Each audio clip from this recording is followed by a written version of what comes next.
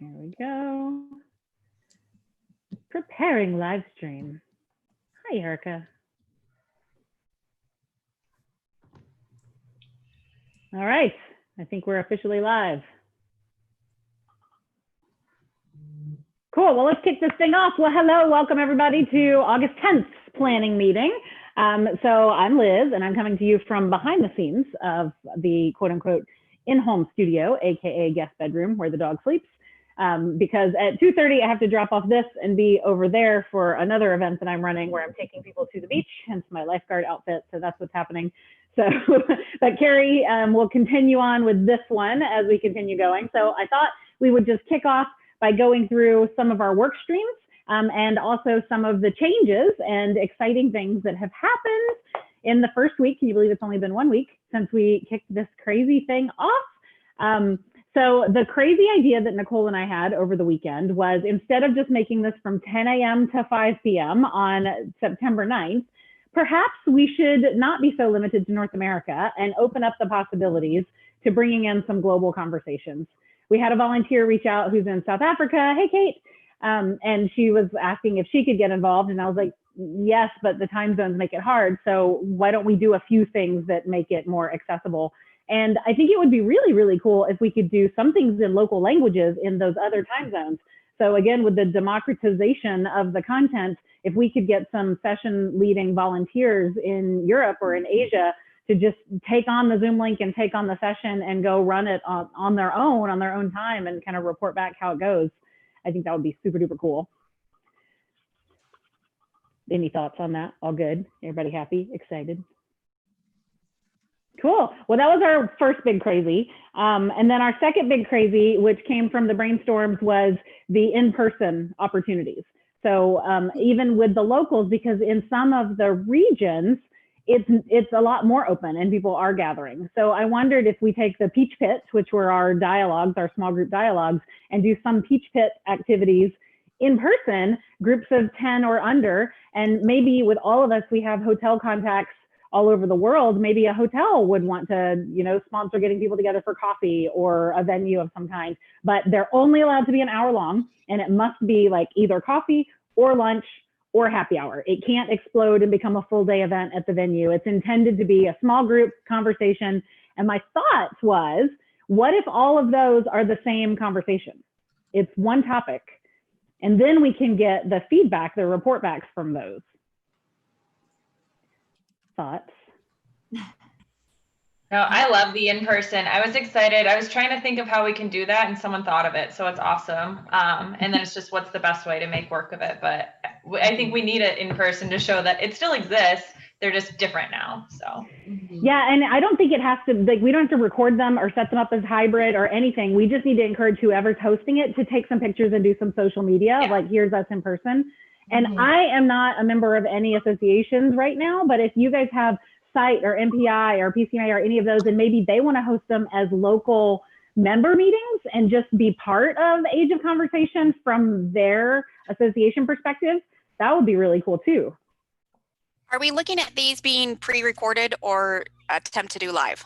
No, live in person. So less than 10 people show up in person and meet somewhere for an hour. No, I mean, they're okay. So their conversation is streamed. Is that correct? No, not at all. It's literally an in-person conversation that we're not privy to. We see pictures of them getting together and saying, hey, thanks to the Age of Conversation, we got together in person for an hour. And that's it. It's like, we could, maybe they give us notes, maybe they give us talking points of how the conversation went. Mm-hmm.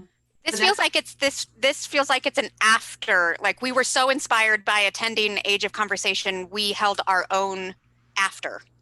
Okay. I don't know how they're going to understand how to do the conversation before attending the event. Okay. Mm-hmm. What if it were the day after and they knew to plan for it, but they joined us online on the 9th, and then on the 10th, there's these little in-person pods? Yeah, I think that's better because we're cannibalizing our audience if we're taking people, away for a live event. They can watch us all in one room, but they might just pay once. We want them to all pay, participate, have the link, etc. Yeah. Right? Okay. I'm fine with that. I think that's great. I love it too because the thing I want from live events that doesn't really happen is to create that community going forward. So now we already have an event planned afterwards where you can continue the conversation. Yeah, that's great. Awesome. What Okay. would be a topic that they could all talk about that maybe pulls through the day before content as well?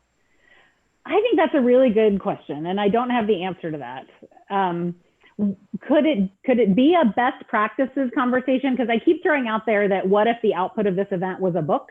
So what if we actually gave each pod a best practice to discuss, and they came back with their recommendations, and the book became like every single pod talked about a best practice, and now we can publish something. Mm-hmm. I think that's a great seedling. I don't know. We'd have to make sure that it like made sense, but I think that's a great seedling of an idea. I don't have any water to add to it right now, but. Well, I'll plant that seed and we can keep thinking. And so, because I'm open to, everybody talks about hybrid events and creates best practices, seems a little overwhelming to try to capture all of it.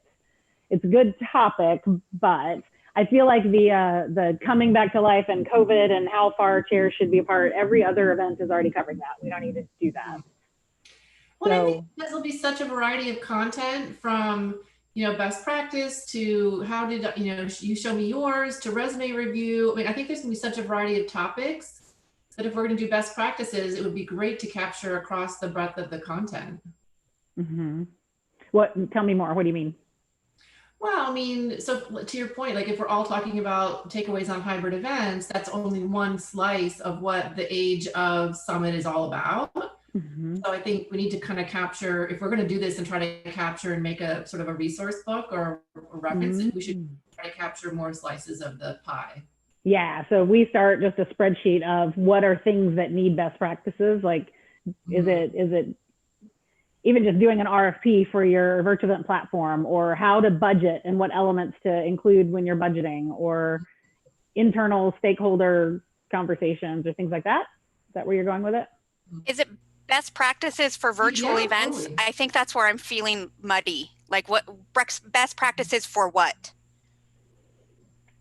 Good question. Well, whatever the tracks are, right? Like, so if there's a track on even wellness or mindfulness, it could be best practices on that, hypothetically. It doesn't have to be related only to events. It's related to the content of the day.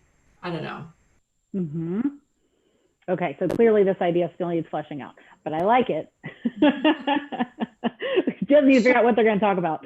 Yes, get together, report back. Running this, do we need volunteers for this?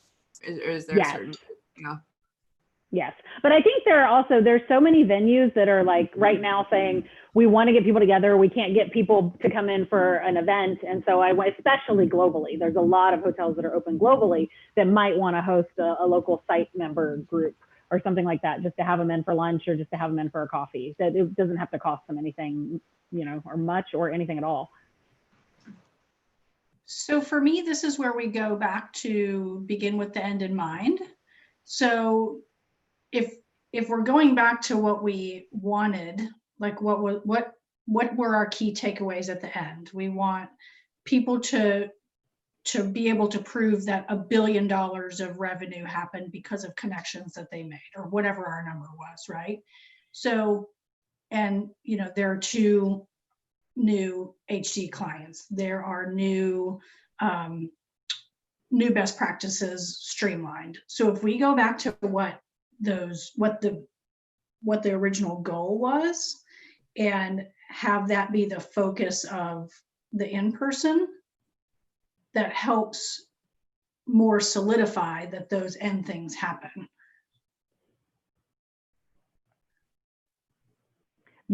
Biz dev isn't necessarily the goal I would want from the in-persons though, so I'd be careful with that. No. It's my point was, I was just in my head rattling off the things I remembered were the were the top things. But if the end conversation, or if the day after conversation,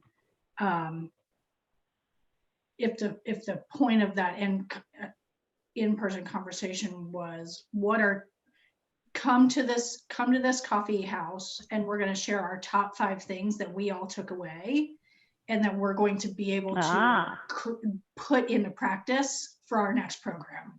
I like that. And then, you know, maybe one of the conversations is now I know how to write an RFP. And the other guy sitting across the room was like, I do AV, you know, then it happens, right? That's what's missing out of virtual events is the ability to make those income producing conversations. I love that. I love that idea. Okay. All right. I've got a note of that and we'll continue, Erica, kind of fleshing that out. Erica, in person, continue from learnings. Awesome. Okay, so let's do a real quick work stream run through. Gail, I know I still owe you buying SurveyMonkey so that you can go do survey stuff, but do you want to start out with, I saw you have a tab in the spreadsheet on survey questions. Yes. So Gail and I have been working over the weekend. Well, we're writing up questions, so it's not like we're working over the weekend, but we were plugging in survey questions for post and pre. We are thinking that we don't want to do, you know, a survey after each session. It might just be overwhelming. So we're thinking just trying to get something for the pre, just to get an idea of your demographics outside of what your current demographics are, as well as, you know, getting. I love your question on favorite work from home outfit. PJs, activewear. Yeah, you know, and anyone who comes up with some crazy fun ideas, please, you know, it's the second tab after marketing. I highlighted it in blue. Go ahead, plug it all in. And then what we'll do is we can then, you know, flesh out which is our, like, say, the best top 5 for pre and maybe the 5 best 10 for the post.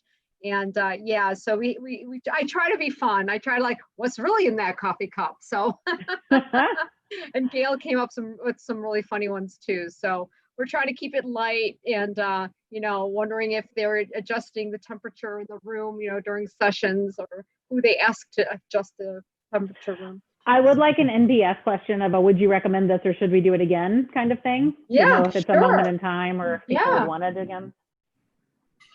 Can we do this again? Mm-hmm. Would you join us again? Right. So on that topic, and I don't want to take up more time, but does anyone have anything else off the top of mind? Go ahead. One that I like, but it's kind of, I don't know, old school, so I don't know if it's fresh enough, but I like to ask, like, what's one word at the end of the event? What's one word that, you know, you're feeling or left with at the end of this event? And then you create a word cloud, because if you ask for sentences, it's too wordy. But I think that sometimes a one-word answer can be pretty interesting to do a word cloud. Yeah, I like that. Okay, Mm-hmm. one word describing your experience. Okay. And like I said, anything you guys pop up with, if you can, you know, at the end of this week, I know your plates are filled with all your tasks too. So if you can't, don't. If you can, it's there. My other one that would just be KPI based, I guess, which is we are trying to help people make connections, which they have not been able to make very well in virtual meetings, is did you connect with one or more people that you intend to follow up with? Or maybe it's a how many people and there's a drop down, like 1 to 5 or 5 to 10. Okay, perfect. I can do that. Mentimeter is a powerful tool for building surveys, and it also works with word clouds. I didn't hear you. Mentimeter's cool, but you have to pay for it unless you get like 3 free ones and then there's money involved, right? Yeah. SurveyMonkey, I can pay $25 and, you know, we'll get it for the month. Yeah, and cancel anytime. Exactly. I love Mentimeter. I've used it for the 3 free questions. I have an account for that one. It's cool. Makes sense. And with SurveyMonkey, we could just build the word clouds if we have all the words. Yeah, exactly. All right, awesome. Is Jennifer on with us today? She's not on today. I'm not. Oh, you are? Okay, awesome. So I don't know if you reached out to Corporate Event News or who reached out to them, but they assigned a reporter to it and she sent me some questions. So I dropped that in the chat. Oh, it was you, Kate? So I saw one response, Kristen, maybe, of some suggested feedback. So please, if you guys will take a look at that Slack channel and give me some responses that you think would be awesome for that article. Okay, where is that? It is in, let's see what channel I put it in. I think it's in the planning team channel. Yeah. Okay. Oh, okay. Okay. Oh, So I took a stab. Those were her questions from Corporate Event News, and I took a stab at some responses, but would love you guys to massage them. Okay. Awesome. Super cool. And then social media PR, where are you? What do you need from us? You're attached to our accounts. Yes. So what I'm needing is more hands. And so I talked to someone who potentially has the bandwidth to help me create, continue to create and build out the media list by hand, so that we can get drill down into each of the publications and start pitching all of having unique pitches for these different publications and the reporters. But part of my issue, and I think that these Q&As that you've done here is going to help, because I'm still trying to wrap my head around what we're doing. Mm-hmm. Yeah, that's fair. And so because one thing I thought that we were doing was, it's all about conversation, and we're trying to get how that hallway conversation comes there. And I'm sorry, just real quick, the reason my picture is up is because I've been dealing with an upset stomach since yesterday. Oh, you're fine. No worries. Look terrible. No So worries. so anyway, so one thing was, how do we recreate that hallway conversation in a virtual environment? But then some of the content is on demand, and so some of it you are just kind of passively learning, and some of it I'm just trying to, I'm confused. Yeah, and I think so we kind of mapped out that all the content would anchor on either one, it is a conversation live with people together talking, either virtually or in person. Two, how to make conversations better. So it's, like how to run roundtables, or how to ask the right questions, or so something that's going to help make the conversations better. And three was how to facilitate. So actually some not people that are behind the scenes, but people that can help. So that was just one thought. And then personal development conversation. So resume coaching, career coaching, all things anchoring conversation based.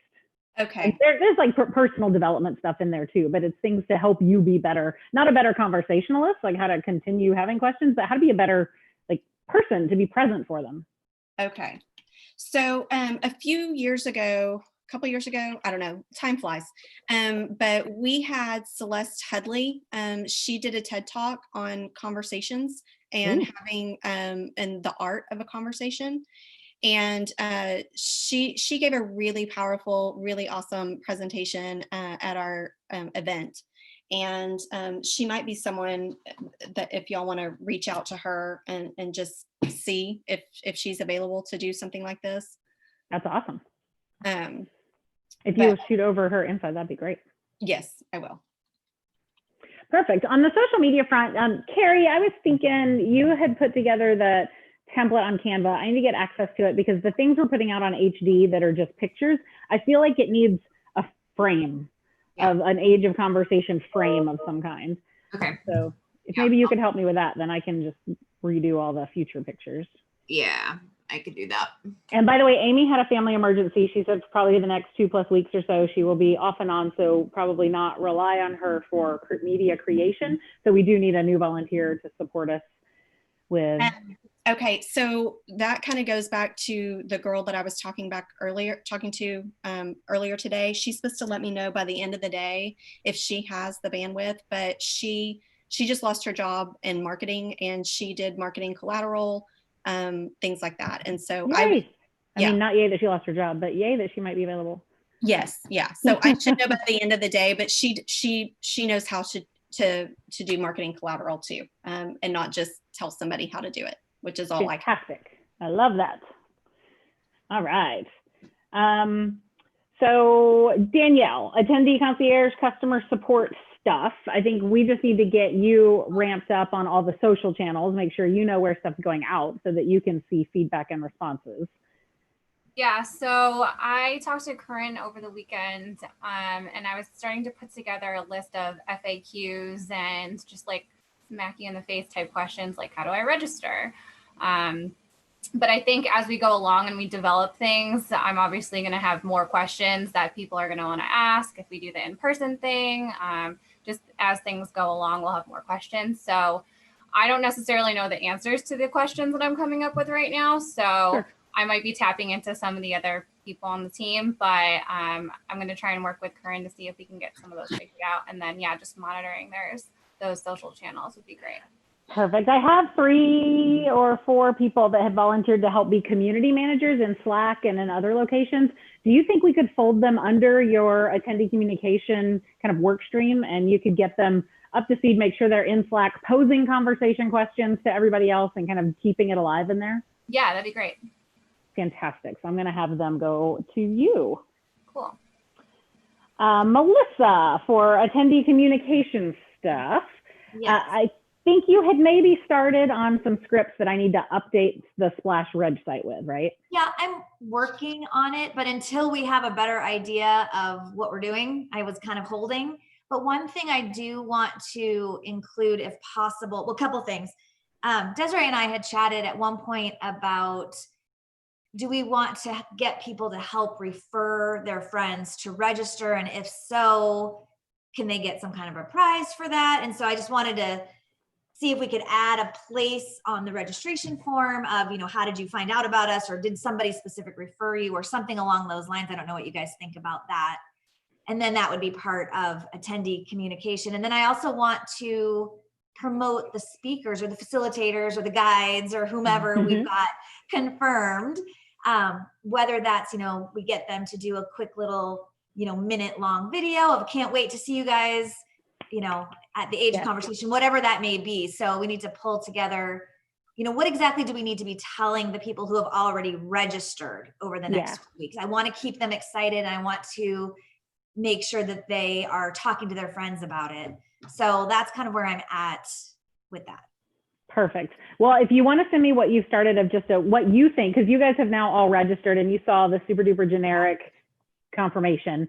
So just start me out with that, and that can be the quick change, because I think this is the big week that we start saying, hey, everybody go register, and then we can, adjust that communication going forward. But we can at least fix that one thing for now. I've had, I think, 3 people registered today and actually paid, so woohoo.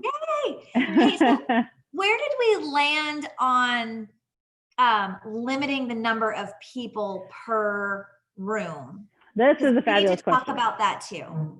Yeah, because that is my concern, because we've been saying 2,000 to 4,500, but in the event that it happens like everyone else's have been happening, 15,000 people, what do we do with them all?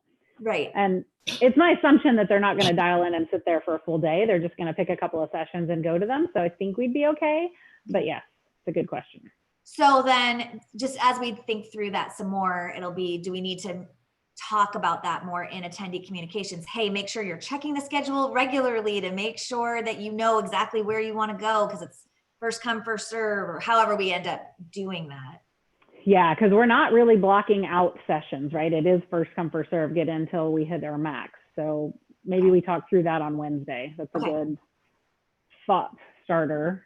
So session limits.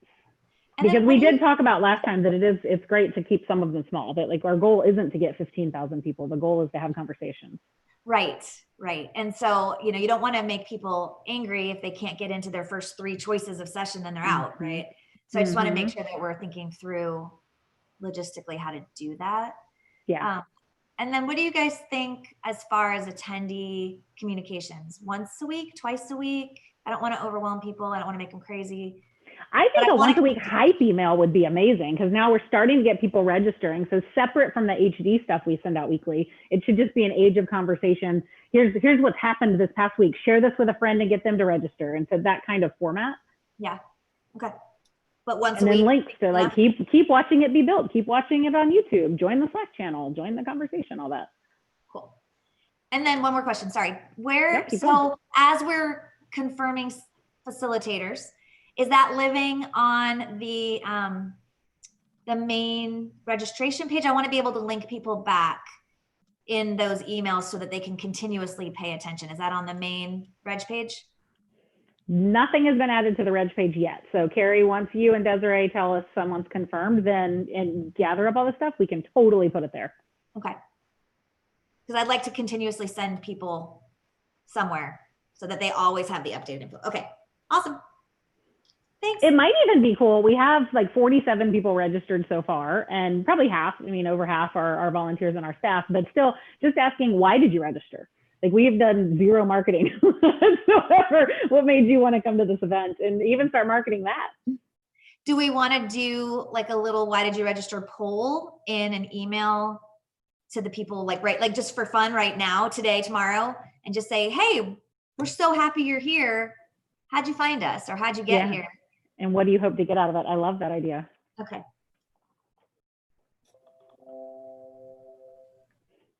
Noted. Can we go back to the, oh, sorry, Melissa, did you have another question? Nope, I'm good. Oh, okay.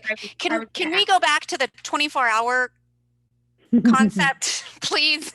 Because I'm trying to wrap my head around slotting in speakers and all of the stuff for the agenda. So we have a main room, kind of like the lounge area. Is there going to be somebody live in that for 24 hours? Is my question. I don't think that it's 24 hours of stream. We're not CNN. We don't have to have something there all the time, but just to have things available in multiple time zones. For example, when we do our unrestricted hotness events, we can never do the Maldives because it's at 11 p.m. here. But what if we did an 11 p.m. one for us, for that one, and it catches the other half of the world, and it's a good time for them to do it? So there's a couple things we could put in there. And then if Europe wants to do one at 2 a.m. my time, they can just go into that room and we can just have it scheduled and planned to be there. Hey, the 2 a.m. Central Time session is in German. Join it. Okay. I guess I'm trying to figure out the logistics of staffing, like who's manning that.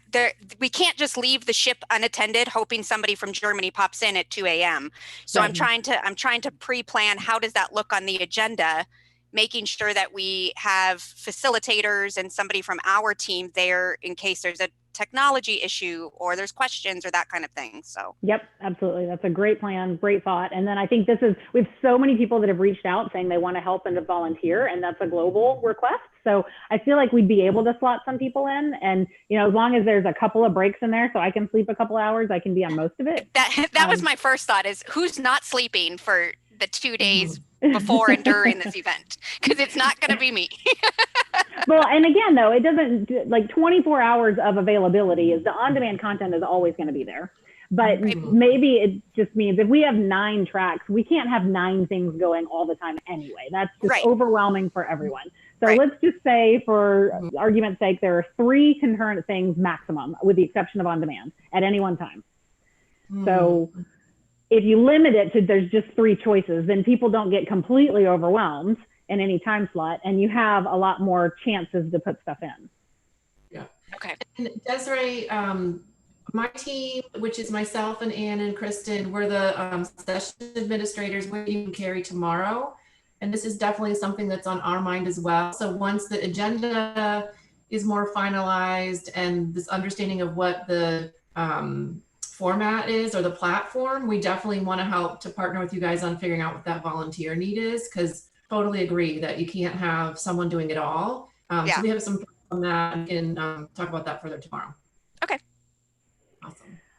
Amazing. Okay, so Erica, I'm going to sync up with you probably tomorrow, and we'll have more conversations on partnership stuff. But I'm going to go jump and run my other event. So I'm going to turn off my mic and video, but leave this going. Desiree and Carrie, if you guys will now just start that content conversation, and then if y'all can help fill in the rest of the what volunteers we need, and we can prepare for the Wednesday conversation, making sure the volunteers know what opportunities there are for them in each work stream. Okay. Yeah, that sounds good. Thanks. Sweet. All right. Good luck. Hi, Liz. All right, everybody. So it is content time. Des and I have been talking a lot behind the scenes about this 24-hour shift, just because it's definitely a lot of work and a little bit bigger than we, I think, even expected. So first, I'm going to throw it back. I'm going to try to share my screen here. There's a doc I want to share, but for some reason it's not coming up. Hold on just a second, please.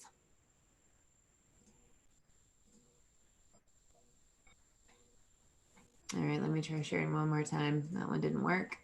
Here it is. All right, can everybody see the document? All righty. Just give me a thumbs up. I can't hear anyone. Yes. Okay, there, I heard someone. Yay. All right, so I was talking to Liz earlier and fitting into those 4 new ideas about everything being around conversation. She wanted to make sure that we didn't call speakers for one thing, and that we had facilitators, whatever they were called, that they had specific roles. So I came up with 3 different roles for facilitators. One would be a hot facilitator. That's a person that intros and leads a panel. Those are all live. They're guided conversation with experts. People can join via Zoom. There's no PowerPoint. It's conversation only, and the audience can ask questions. A hot guide is a person that starts an open conversation topic on Zoom, and the audience is very interactive. So it's a super interactive session. The guide keeps the conversation going. They have prepared tons of questions and activities, and they can present, if nothing else, if everybody goes away or they don't get the audience interaction. And then the last type of speaker would be a hot expert, and that's a person that brings value to the conference through a pre-recorded session. So those are like your kind of normal on-demand sessions. They can be pre-recorded or live, but they're 30 minutes to an hour. They might have PowerPoint. They can be just a person talking, but they're usually experts that are kind of giving advice. They're taking Q&A, but other attendees aren't on video, kind of interacting back with them in the way that, you know, the open conversations would have. So I just wanted to make sure that this resonates with everybody, and that we're all kind of on the same page of the types of speakers. If there aren't any additional speakers you can think of, or anything else we need to think about. Something to keep in mind too, as you are looking through what Carrie put together, we want more of the top 2, the facilitators and the guides. We don't want an event that's full of your traditional webinar talkie type people. So I think it's important when we're taking a look at what the schedule is to avoid having expert heavy sessions. Just something to keep in mind as you guys are sending over speakers and facilitators that you've been chatting with. Yeah, great question. So for the ones that are live, be more time and then posted for on demand? Well, so this is one of the questions that I'm glad we have Lucas here. I'm not sure if he's still here, but this is one of the things that we're still kind of fuzzy on. I've attended conferences where half of it is pre-recorded, half of it is live, and then but it's all captured, and then everybody can access the content afterwards. And I think, I mean, that works really well for me. It sounds like maybe that's maybe the way we're going. Lucas, I don't know if you can talk to that, if we're able to record live sessions, if we're able to share everything on demand after, and how that works. Absolutely. So we can either record automatically into the cloud, or we can just let hosts and co-hosts record. And then once we have the recordings, if they're on their laptop, then we're going to have to get them. Or if they're in the cloud, we'll have access to send them to YouTube. Does that answer the question? I think kind of. So let's say speakers are pre-recording and they send me over a 30-minute video. Who do I send that to, and how does that start playing live during the slotted time? Now I understand. So I was talking about recording of the Zoom sessions. So those would be recordings available afterwards. So if we have any pre-recorded sessions, we'll need them posted to YouTube, and then you will send them to me on a Google Sheet, which will track all these links that we're going to be flying all around the place. And then we'll connect those links into different breakout rooms. And so you can have, if we're going to be reusing the same room for multiple speakers, we can have each speaker's pre-recorded talk at the same time. So just different tabs, tab 1, tab 2, tab 3, or we could just show one at a time. Those are all the different options. But the short answer is we need it up on YouTube or Vimeo, whatever you prefer, and then we can embed it from there. So Lucas, just a question. This is John. Hi, everybody. I came on a little bit late, but if there's a facilitator that's introducing the speaker, right, then they say, okay, and now we're going to hear from Lucas. Is somebody from your team there listening and be able to start the video at that point, or does the facilitator start it? Well, these are going to be YouTube videos. So the two options are, through Zoom, we can screen share that YouTube video and make sure that audio is coming into Zoom. So everybody's watching through a screen share, a YouTube video, or everyone can mute themselves on Zoom and everyone can watch the YouTube video. Or people can watch the YouTube video like flipped classroom style, even before the discussion begins. And this might be something that we need to talk about on the content and session administrator side. So if we're going to have a session administrator, maybe they're the one pushing record for Zoom, or they're the one, I mean, if it's just on demand and you're just clicking play on your own, it's different. But this might be, to your point, John, if there's a facilitator who's saying, okay, now I'm introducing, you know, John as a speaker, I might push record. So you're just doing your conversation starting and not having to worry about the recording. But I think it's definitely a good question. It's a tactic we need to address and just make sure. So if we do have those sessions, that we're ready. Yep, totally. Also, it would be really great if we had one thing that tied all of the content together. One of the events I attended, all of the on-demand people and the live speakers started out by holding up their word of the conference and then explained why it was important to them. And it just really kind of tied all the content together. It felt cohesive, even if it was recorded or if it was live. So if we think in the next few days there's something we could do, I'd like to make sure that we get that out to speakers before they start recording. Like that. I like it too. What if it's something related to like their, I don't know, most memorable conversation? Could be personal or professional. I love that. Yeah, I really like that. These recordings more of a preview or a teaser, or is it a full talk? It's going to be a full talk. They can do a PowerPoint, a split screen video, a Pecha-Kucha, a 3x3x3. They can really, you know, a slideshow of just whatever, you know, Okay. they can do an animation. It's 30 minutes kind of unbridled on a certain topic where they're kind of talking at the audience. Lucas, my other question to you, are these people, even though they're speaking, they're on demand, they've already recorded the session, can they log in and be in the chat log and be live chatting with the audience? I think even better, they'd be on Zoom. Yeah. Zoom's the right place for that. Okay. So it'll be each breakout room has a Zoom meeting. We're used to Zoom meetings having the breakout rooms inside, but Sure. with Kiko, it's flipped. We have many different rooms. Each room has its own Zoom meeting, and a Zoom meeting has chat. I would suggest that if we're going to do all this great work to record the videos, we set people's expectations that they should watch the videos before it's time to talk. And so this is because the time together is precious. And if people are watching the videos the few days before, then they come for actual conversation rather than leaving the people that are available for them to talk to and then watching a YouTube video at that time. I'll let the group talk about that because I'm not completely sold on that idea. So what?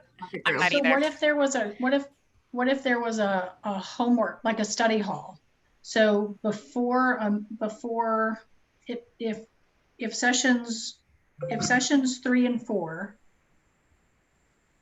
after 1 and 2 are ones that might need a little bit more noodling in order to have good conversation, could they utilize their session 1 time as study hall to watch the session 3 video?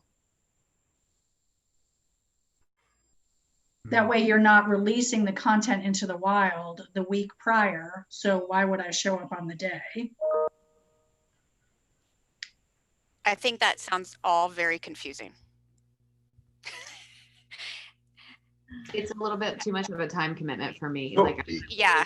You know, Yeah. here we, If I'm signing up to attend a one-day event, I'm not expecting to do hours of homework before just to attend. No. The study hall piece is the 30-minute window during sessions 1 and 2. Okay, so they log in at 10. they watch the video and then go to a study hall. Is that what you're saying? No, they come to the conference at 10 a.m. Everybody's in the big room. Rah, rah, glad you're here. This is going to be great. Buckle in. It's going to be a wild ride of the day. Pick your tracks, pick your stuff. Good luck. We'll see you back in just a little bit, right? Hand it off. Everybody goes to their individual sessions. If you're in a session that we've identified as a noodler that will be concept and then conversation, your concept time is in your track 1. So you've got 10 a.m. show up, 10:30 to 11 o'clock is sessions 1 and 2. Then at 11 o'clock to 11:30 is sessions 3 and 4. So during the 10:30 slot, you are watching the content that you're going to discuss at 11 a.m. So we're not talking about hours of extra time. We're just talking about at 10:30, we're just calling it study hall. At 10:30, you watch the noodler that you will have conversation about at 11. So that means you don't go to a session from 1 or 2. Your session 1 or 2 is the pre-work. It is the conversation. Is the pre-work. Yeah. Yeah, is the on-demand. And people may decide to do that because maybe they are so into session 3. I attended an event a couple weeks ago and it has a similar format to that. But it was, if you had a half-hour session on whatever, noodle section 1, you still signed in for your session for the half hour, but the pre-record was maybe 15 or 20 minutes. So everybody was, I mean, in theory, watching it on their own, but you were still in the session. And then there was a facilitator, so they were answering questions in the chat in real time, but then there was still like the 10 or 15 minutes at the end for like a live dialogue. So it wasn't complicated, like, oh, you have to go to study hall and then to this. It was wrapped into one session, but just the pre-record didn't fill the time. Yeah, it's built into the session. Yeah. Yeah. I think So that's it's a what shorter we were. time. Yeah.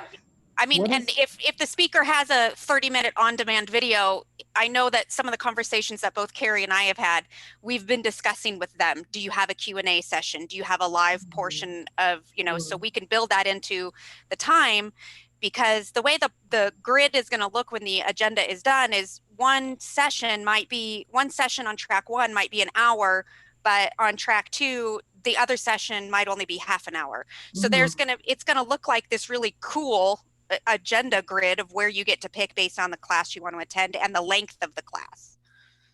What is the advantage of doing pre-recorded sessions? Then the facilitator or the speaker can be answering questions in real time instead of saving all the questions to the end. And so, I mean, again, I'm sorry to just jump in, but I think you have sort of a quality perspective. So if you're pre-recorded, there's no glitches. Like for me, I have like a really glitchy Wi-Fi. So if I was going to be a speaker, I would not want to do it in real time. So you sort of eliminate the tactical problem or technical problem, but then you literally have the half hour of Q&A versus just a few minutes at the end. And then there's the online chat Q&A plus then a live dialogue if there's time built in for that. It's typically done to address the last mile issues, which is always about the Wi-Fi connection. Even if people plug in, sometimes there's problems. So you have it recorded and it's available in case there's an issue. So on 98% of the ones on Kiko, there's never any pre-recording and it's a lot less work. And if there's a glitch, well, say the thing over again. Because the reason I feel that recording is going to be a lot of work and not worth a lot of benefit is that when things are happening live, people pay a bit more attention. If just thinking about how humans act, if they know this thing's recorded, then it becomes less valuable instantly. But here it's like, I've got to be there. And then they feel like, oh, I'm missing out. I want to be in sessions 1 and 3. And then they feel like this is really valuable thing. And if we're recording them afterwards, they can get it. So if someone has glitchy Wi-Fi, they could do a pre-recording, but I'd make that the exception rather than the rule. It's a lot less work for us. Can I answer that, Lucas, just really quickly? I pre-recorded it for Untethered. No one thought I pre-recorded. Everyone thought I was there live, and somehow they thought I was still like answering all the questions in the chat. Like, it was great. And it was great because, we were able to do that thing in the beginning that allowed us to all look like we were doing, the whatever the word was. So it felt cohesive. It felt like it was live, but I didn't have to worry about the fact that my computer does not let me stream anything else except for Zoom and WebEx. Also, we have a ton of speakers. I think now we had 117. Now we're going to have who knows how many if we go 24 hours. And most of them can't be there on the 9th. So they're willing to pre-record for us, like these really great keynotes. And I definitely don't want to lose out on that. So it's not going to be all pre-recorded. Okay. Sure, but we will have a lot of live sessions and a lot of live panels and everything else. But I don't want to lose the ability to have some on demand. And with 7 concurrent sessions, people are going to miss out on quite a bit. So that on-demand, like taped piece where people can go back after is going to be key. It's good to have a mixture too. And here's the other thing is we're kind of 80-20, right? We're spending 80% of our time on 20% of the event, right? Because if we want only that bottom third to be just a little bit, and we want everyone to be more engaged, maybe we should spend more time on the top 2. The pre-recorded sessions also give us an opportunity to reuse them. Since we're now looking at this 24-hour model, if Joe Smith sends us a video, we can play it at 2 o'clock in the morning. He doesn't have to be there live. Yeah. But we can plug it into another session. That's a good point. He won't be there, but the participants will still talk about so he won't answer the questions because he's not there. But possibly, but they can still attend the session and learn. There just won't be the live Q&A portion of it. True. Well, then we don't even need to replay it because it'll just be, here it is. If that's how it works. I feel like I need a Kiko, like full on demo. Yeah, because it was my understanding if someone wanted to attend a session at 2 o'clock in the morning and there was a session to attend, they would just go into the room at that time. Well, we can do a lot of different configurations. What we're not the platform where you take pre-recorded video and it starts at a certain time. It takes a person to go on Zoom and say, I'm going to share this YouTube video with all of you. Okay, so then clarifying question, on-demand videos, unless somebody is hitting play, will be more of a library then if there isn't a host for the event. That's true. Now, maybe you've got hosts for all the events, or also maybe it doesn't happen on Kiko too, because there are other platforms which are more about presentations and replaying set content and doing the chat and the Q&A. Okay. So I'm sorry, I'm confused too. So Lucas, just to confirm, so we could either have the link where every viewer goes in and clicks play on their own, or we could have a facilitator start it at once. We have that both options. When the facilitator starts it at once, it's just like I'm speaking to you live and I say, okay, now I'm going to share a YouTube video from our presenter and I'll share my screen and I'll press play and the sound will come through. Or we could embed the YouTube video and they just click play on their own, but they're not watching it in a synchronous way. It's more asynchronous. Yes, and I'll give you a shared screen of what that looks like. Cool. Thank you. So take a moment. Are we, all of us together, super sold on this 24-hour model? I just kind of want to gauge. I just heard about that today. I didn't know that was the thing. So I think it feels as clear as mud in regards to what 24 hours means, because when I was first reading it, to me, it felt we are live for 24 hours. There is somebody manning the station, so to say. But after speaking with Liz at the beginning of the call, now I almost feel like maybe the 24 hours is the watch on your own content on demand sort of library, click and watch. And Desiree, on that point, instead of referring it to 24 hours, it would be just global on demand where, depending on where you are, that you just select your time zone of when you're selecting it. Global on demand feels like it captures what's trying to be done versus a live 24-hour event. To me, that feels like there's something that this event is happening live from. Right. I 10 a.m. agree. to 10 a.m. It feels like there's somebody in the lounge there, you know, all that kind of stuff. So I think that's where I was like, okay. When I talked to her, she's pretty set on having live sessions though, facilitated in languages. So like having a German speaker there to have a German conversation. So I think we're saying two different things. I want to make sure like all of us are truly in line with Liz and either saying, yes, this is going to work, or no, this is going to create a lot of work for little benefit. I think the live sessions make sense, but are they getting the opening that everyone's getting? Because it's still, can everyone get that same experience, or truly, then we should call it on demand. If they're not getting the whole experience of someone always being there to facilitate, then we kind of need to rephrase it and figure out what that experience is for a global participant. I love global on demand. Like I hope it's that, because I think that makes sense. I think what Liz was also trying to say was the conversation, like she wanted to record the conversations that were happening on the local level. That's what she started to explain to me at the beginning of the call. Like, so the group in Germany would have their conversation live Germany time, but they would record it. That's a different thing. Those are different things. Okay. Altogether. That's for live. The live events are different than the 24 Oh yeah. No, I'm just trying to figure out, are we all on the same page of understanding what this 24-hour thing looks like? Because they're actually, what we're all talking about is now three different things. So. Yeah, I don't think we're all on the same page. I just think we need to be careful with on demand. If we're promoting this event as conversation, then saying to people other places, okay, but yours is on demand. So you're not really part of the conversation because yours is on demand. You can watch other people's conversation. You know what I mean? So I just think we need to be careful with how we phrase that. And if it's not going to work for the people 24 hours to have conversation, then maybe that doesn't work. But it's also okay to have some on demand and then a discussion after that. I agree. I agree completely. But if we're saying at 2 a.m, the only, for these hours, if you're in Germany, the only content that you're going to be able to get during your waking hours are on demand videos, then that's not really conversation for them. Right.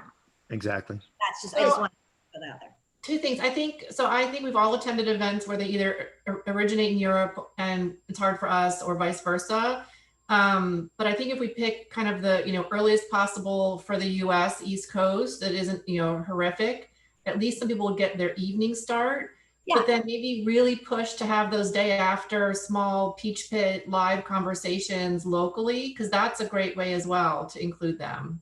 Yeah. Well, just to add a skip ahead of that though, I mean, what is our global market demand? That exactly was my question. Is the global market even our audience? And do we need to pay attention to the content that we're now presenting to make sure it reaches a global audience? US CDC guidelines for cleaning a hotel are not the same that they are in Europe. Does that content, does that conversation, does it even matter? Or do we now have cleaning guidelines for these hotels, cleaning guidelines for this, so now do we look at shifting the content and the conversations that we're providing to make sure we reach that global impact?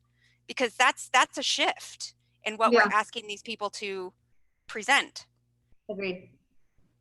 So I participated in, and my brain is blanking,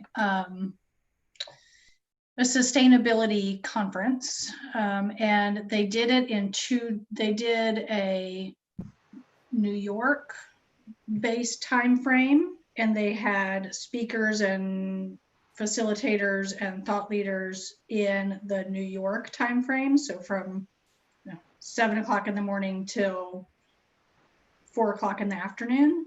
And then they also had a Sydney, Australia based group of session leaders. And so for the facilitators, so for us, it would be a 24-hour workday, but the boots on the ground, as much as you can be boots on the ground virtually, the boots on the ground who were doing the Sydney version, they might have been based in Maryland, but they were up, at Sydney timeframe. So that could be, it was similar content, but it was two totally different sets of speakers. So time zone based versus Content based. content based. Yeah. I think my biggest concern with this is that we have 47 speakers. We have 30 days left. It's gonna take 1 full week at least to get 117 sessions nailed down. I'm gonna give myself 2 weeks because I'm out Thursday and Friday. Sessions, bio, speakers, captions, marketing. We're marketing mostly to the US. We're boots on the ground marketing. We're grassroots marketing. Are we gonna get one person from Germany, one person from Africa, and put 40 hours of our life out there for not a lot of, when we should have been focusing on making something else great? Like, I feel like we're stretching ourselves really thin here. I don't disagree. I think that you're totally right. And the other thing too is that for the most part, somebody in Europe is going to be able to participate. 11 o'clock at night is 5 o'clock here. So it's really the folks in Asia that might have an issue where, 12 noon might be 12 midnight. And again, because of language issues, we may not get a lot of people from that location. So I think we're okay if we focus on US. That's my 2 cents. And two, I want to make sure we kind of vote before we go back to Liz, and I don't want to shoot down any of her ideas.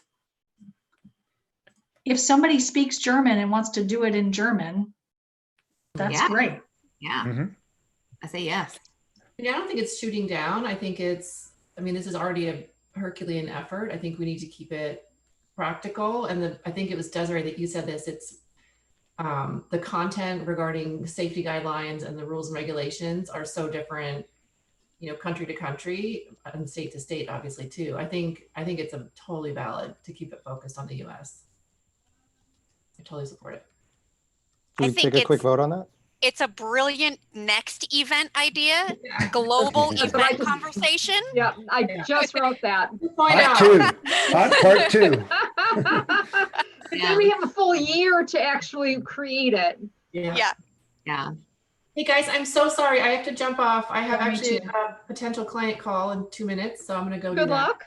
Nice. Good luck, Kate. Yeah, I'll talk to some of you guys tomorrow. Oh, I'm sorry. So yeah, I need to jump off too. And Carrie, I'm a volunteer, so I'm not quite sure what my role is in all of this. So I'm happy to help and do whatever, but so just keep me in the loop. You're gonna regret the day you said that. I'm sure I will. Erica, it sounds like you have to go, so thank you. Well, I wanted to say one thing while I was thinking about it before, and I know if I don't say it, it'll leave my brain. And so I think one thing that we need to be mindful of, especially in the tracks where it's the resume building or the career coaching or kind of even status of the industry. You guys probably have already written this down for your speaker and facilitator guidelines, but let's not let this be a bitch session, right? Let's keep the conversation on a high level and not let each other kind of one up the furlough problem, right? Yeah, great point. Yep, that is a good point. Thank you for that. Okay, thank you guys. You guys are awesome, and I'm proud to be part of the team. Thanks, Erica. Have a great day, Erica. Bye, y'all too. Before we wrap, JJ, are you still here? Yeah, I'm here. Are we okay if we send out the agreed on, what is it called, Facebook social media post, all of us putting that out? Are we okay to put that out ourselves with the link? I'd like for us to have, so take all of those pictures that we had of us and have a frame around it and post that about our activity and what we're doing with this. And start and all of us do that personally, tagging, hashtag age of conversation, including Hot Dokimozo, and tagging them. Jennifer, can you type up something exactly what you want us to say and tag? And if you're missing pictures from any of us, because I don't think I submitted mine, will you just kind of let us know?